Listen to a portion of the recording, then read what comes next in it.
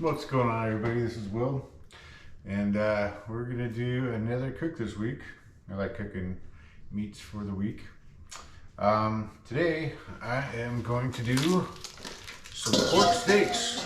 I saw Chud do this, so I've never done it before. Figured I'd give it a go. Moist. Nice little fat cap. These guys don't really take much trimming unless there's something egregious on there. This is pretty good. Here we go.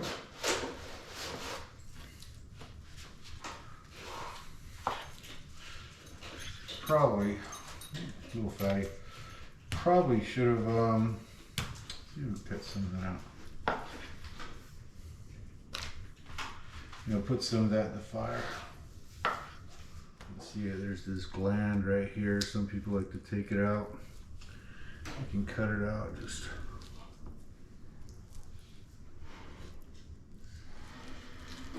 So I'm doing that about maybe 1.5 inches thick. Not sure what I'm going to do with it when I hit the bone. We'll see. When Chud was doing it, I think he cut out like a sawzall or a little miniature chainsaw. I am not going to do that, so I'm going to see how close I can get to the bone and then kind of work around it. Okay, I'll try it easy. She sees me cutting stuff and she's all over it. So the bone's really starting to get in the way now, so I'm going to see if I can kind of just go underneath and just kind of work my way down it until I'm free. Cool. So let's see if we could get these all laid out all nice and neat.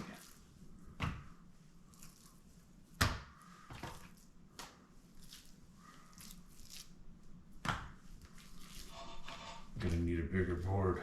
Okay. There we go. Now this is gonna get messy here because I've got a lot of stuff going on here. So I'm gonna use a little bit of binder this time, some Worcestershire sauce. Lean Perrons. Worcestershire, how do you say it? I don't think anybody really knows how to say it right.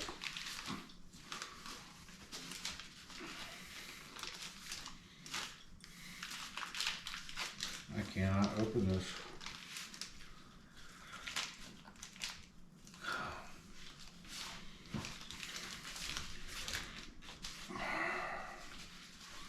I'll get my wife out here to fix this. There we go. Got it. Man.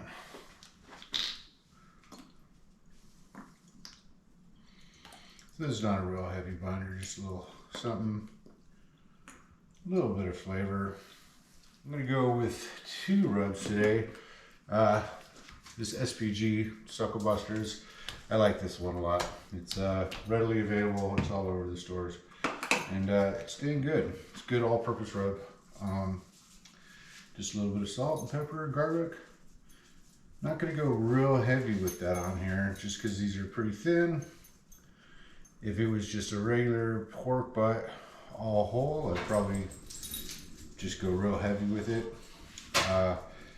Large cuts of meat, you could abuse a little bit more with salt. These thinner ones, you're gonna want to be real careful with the salt. That's the first coating, and the second coating. I don't have much of a sweet tooth, but pork does seem to do well with the sweeter profile. So I'm going to use, I'm not done with that, we're going to do the other side. I'm going to use the Honey Hog from Meat Church. It was Christmas not too long ago, and I got an entire Meat Church collection, like eight bottles. So I was like, cool, I got 100 bottles in my cabinet already. What the hell am I going to do with this? I'm very appreciative though. Actually, I haven't used the Meat Church stuff before, so it's good stuff. Yeah, they're out of Texas. Yeah, cool.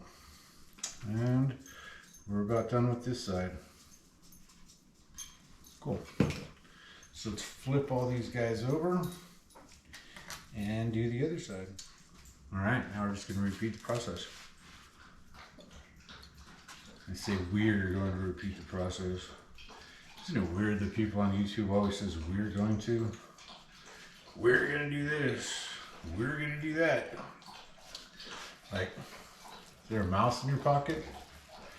I'm guilty of it. I do the same thing. I don't know why. I don't know if I just because everybody else does, or if it's, I don't know why. I don't know. It's not like I'm running some multinational corporation and that's our product goal or anything. It's not like you're helping much. I'm trying to master the one dry hand thing. Make sure you shake this up occasionally because, you know, salt and pepper and garlic are all different weights. You'll notice that's a little, this one was a little powdery, this one's a little flaky. That's because one thing I like about this pit barrel is it's just hot and fast. I did a brisket last week and I'll be honest with you, it came out pretty good. Didn't come out like I would off a smoker is the only thing. I think a smoker would have did a better job. But I had low expectations, I'll be honest with you. And it came out pretty dang good. All right, so we're about done there. See, I did it again. Weird about, like, who is we? Why are we? Why is there, there's only me here. Whatever. Anyway, so I'm going to throw some of that fat into the fire. So I'm going to kind of clean up a little bit here. And I've got another surprise. Not really a surprise. But I'm doing another piece of meat. That is going to be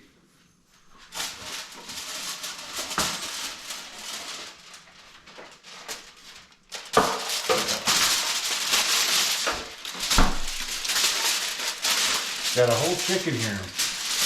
So, I dry brined this last night. Actually, if you want to see that video, here it is.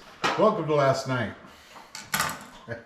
Alright, so I've got my bird here. It's been sitting here for a little while. It was in the freezer. It's unfrozen now. I just sat in the oven for about a day. And I'm going to dry brine it. So there's not much to do with the chicken. Hi, Daisy. Alright, so we're just going to cut this little piece off here. Boom.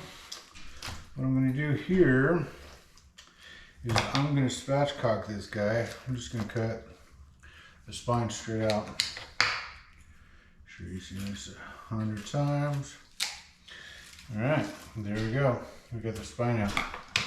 So, as you can see, we've still got some ice in here, so it's still a little bit cold.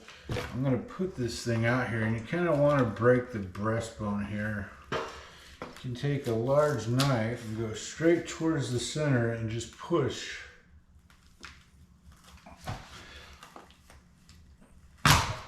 There you go.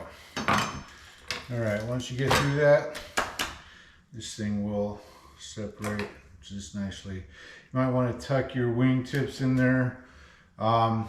They're going to get kind of burnt if you don't.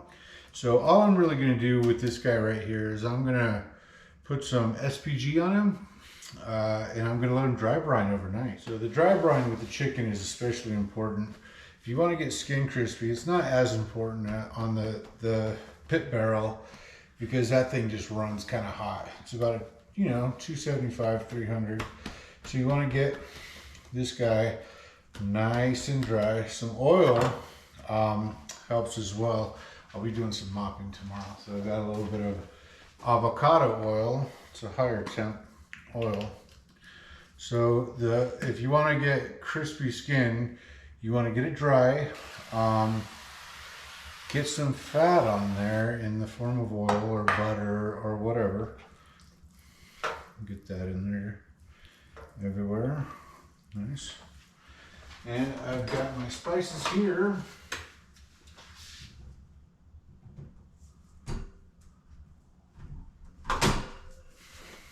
Got a dirty hand. And what I'm going to do first, I'll flip them over. I'm gonna do some SPG. This is a Suckle Busters, salt, pepper, garlic. This one's actually, you can find it in HEB. It's a little bit fat. Hold on, let me get this guy out of here. Little guy right here. You don't need to go crazy trimming a chicken, but you know, those big pieces of fat, just get them out of there. All right, some SPG.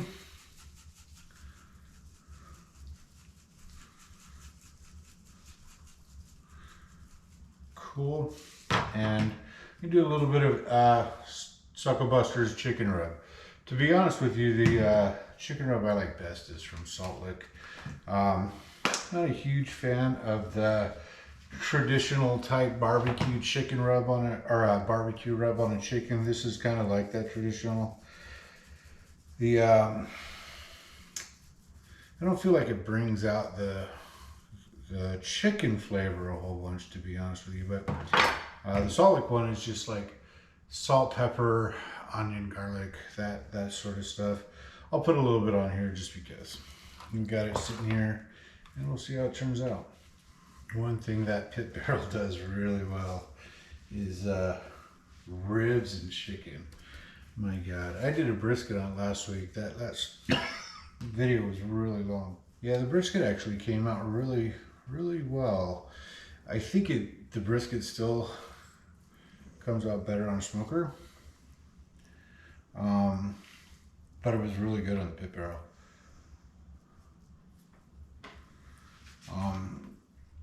Only thing was, since it was over direct heat, the flat got a little dry. The point was perfect, but the flat got a little dry. It was still really tender. So overall, I was actually pleasantly surprised with the brisket. So the chicken, I'm just going to put on this. If you can see, it's just wire rack with some little bit of legs, so it's going to be able to breathe underneath. I'm just going to set this guy on here. This will probably accept 2 chickens if I had to, and if I was really trying. That's it. That's all we're doing tonight. Tomorrow we're going to cook them up, and we'll see you then. Back to you. All right, thank you. All right, so you saw how we dry brined the chicken last night. You know, I left it whole. I'm going to cut it in half. I don't know why exactly. I think it's just going to be easier to place on there, that sort of thing. So let's see if we could stack all these guys on here. Man, it's a lot of pork right there. So let's take this guy over, and let's just spatchcock him last night. Let's just go ahead and bloop. He's free. All right, now I can put him on here a little bit easier to configure. We'll put this big guy right here. And does that seem like a lot of meat for the Pit Barrel? We got the Pit Barrel PBX, the extra large. See how it goes. I'll see you outside. All right, so we're outside. I'm getting everything lit up. So I've had an issue keeping the cooker. Well, I just said that. I'll just do that. Anyway, well, we'll go over it again. Anyway, so I'm outside. I've got the fire starting right now. I'll show you that in a second. This is my 4th cook. First cook, towards the end of the cook, it didn't feel like it was staying warm. I was doing ribs, and they turned out good. They probably could have taken another 20 minutes, but anyway, they came out good. Actually, they were pretty great. Second cook came out wonderful. I did some more ribs. I did some chicken halves. I hung them. They came out great. Last cook was a brisket. Towards the end, I was expecting a 5-hour cook, and it just got cool. You know, I got it to about 170, a little over 170 internal in the point, and then it was starting to get cold. You know, the ice was coming back, and it was getting dark, so I finished it off. in the oven, and then I rested it. But anyway, the brisket came out better than I was expecting. But the smoker did get cooler than I was expecting. So this time, I'm really gonna wait for the charcoal to get all white before I put it in there. I think, you know, I was probably waiting about 7-8 minutes. I should have been waiting about 12 to 14 minutes. So I think that's, you know, I looked at the burn pattern, so we'll see. Anyway, here's what I've got going. I've got my boutique briquettes. I've got those in there. I've got some HEB ones and some applewood inside there. I threw some of the chicken innards and the pork fat in there to go ahead and give us some flavor. And I'm gonna set this in there, and I'll let you guys know right when I put it in. Okay, bye. All right, got some flames coming out of here. We're looking pretty good. I'm gonna go ahead and get the fire started, put the grate in there, and get the meat on there. So, all right, nice and toasty.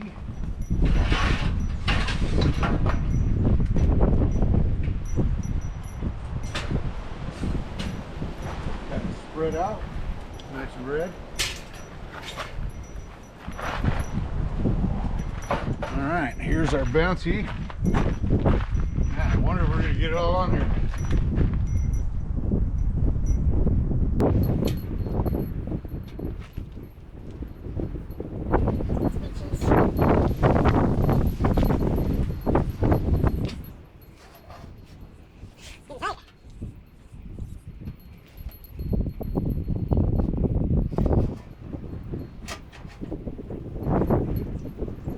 About all we're gonna get in here. Give you a quick look inside. All right, so there it is.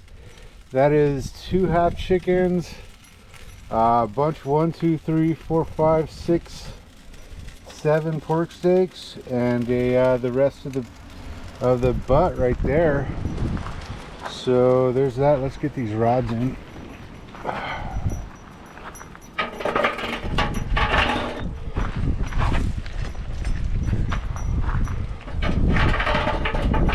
I'm not using the rods for anything except decoration and heat flow today. So the dampers probably should be about there. I'm at about 1,300 foot elevation. Looks like it's kind of going gangbusters in there. I don't see any flame, but let's close it up.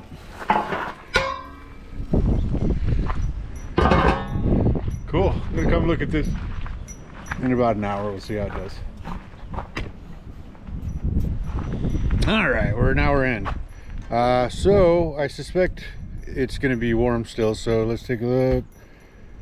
It's not super hot, but I'm sure it's doing fine. So let's take this off and see how things are looking. Whew. Smells really good in there. All right, it's going to take me a minute to flip all these. So let's put this here.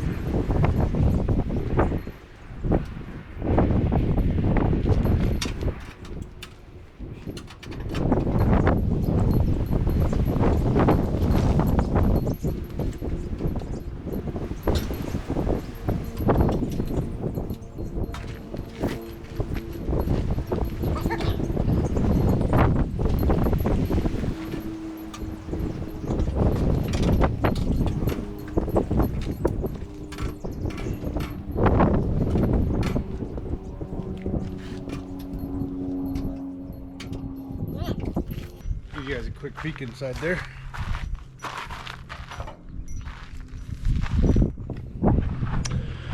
We're looking good. I was expecting a little bit further along,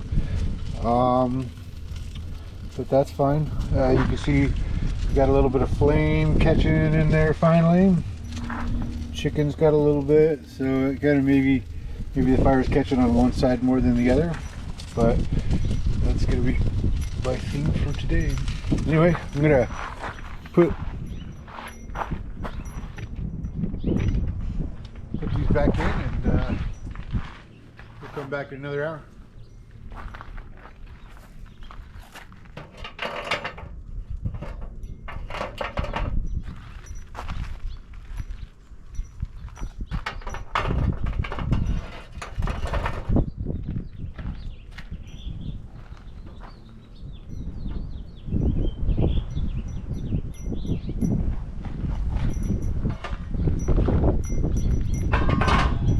Cool.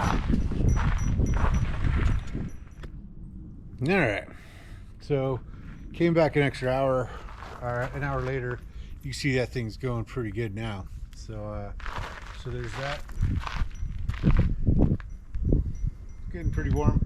I accidentally had the lid ajar a little bit. That's surely got something to do with it. We got some mop here. I don't know if you can see it. This is frozen still. A little bit of barbecue sauce, some butter, and some rub. I had a little bit of some sweet heat left, which kind of goes with what I was putting on the pork anyway. And there's only a little bit left, so I got to kill the bottle. Cool. So let's see how this is doing.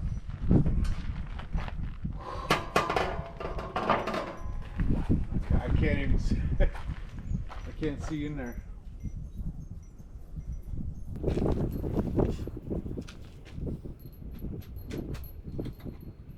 Ooh, looking good. There we go. Looking real good now. That's my timer when it's supposed to look at it.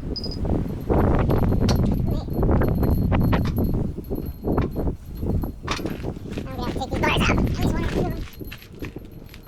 Ooh, the flame's kicking up quick.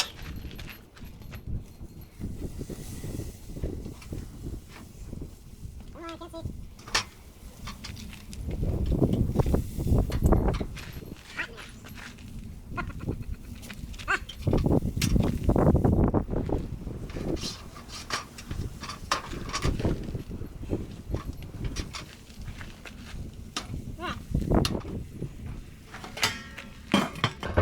Flame is really high right now. Let's try to cool it off a little bit by putting that on there.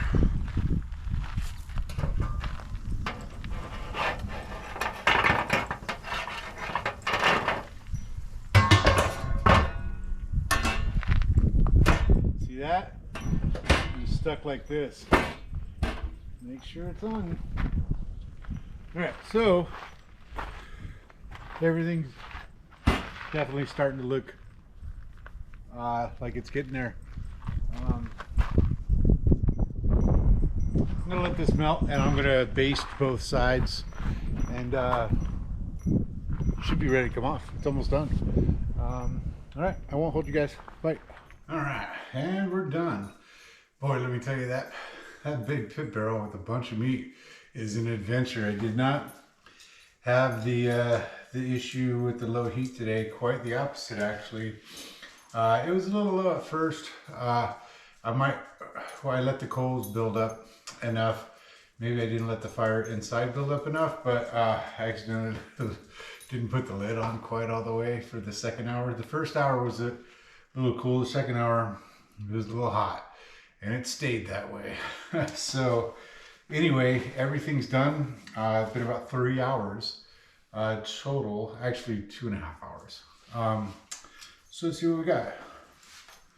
Boy, trying to pull all that stuff once that thing's really going. Man, that stuff gets hot just because it takes a while to pull all the meat off. So man, it's just has time to get going. You can see this stuff has got some really good char if you look at that. Anyway, that's what our steaks are looking like. Look at that's falling apart kind of. And this is what the chicken looks like. See if I can get that in a little closer. Ooh, it's getting juicy. All right, so that thing's full of juice. I basted these a few times and turned them only like 5 minutes just because it was getting really hot in there. But I did want the base to catch, so the base was just a little bit of butter, a little bit of sauce that I've got left over. I was able to kill that jar, and a little bit of dust that I was able to kill that jar too. So good. Let's open this guy a little bit. Let's see what we got here.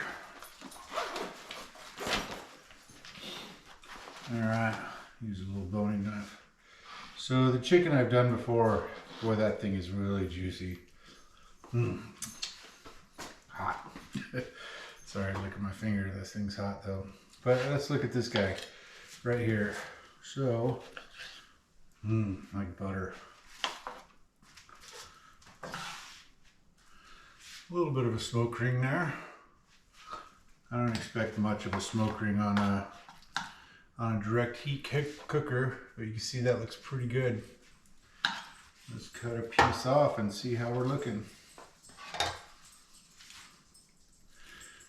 So I basically just eat this throughout the week, like that brisket. Man, I'm so sick of brisket. I was giving it to my neighbors and eating it for breakfast and dinner. Oh man, stuff's so tender. I mean, it's not pulling apart like a brisket, but you can see it's coming apart real easy. Ah, that's some good stuff right there.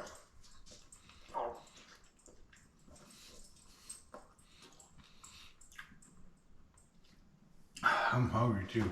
I had a couple eggs for breakfast, but it's 6 p.m. right now. It's about dinner time. This is going to be my dinner right here. All right. Well, thanks for coming along this journey.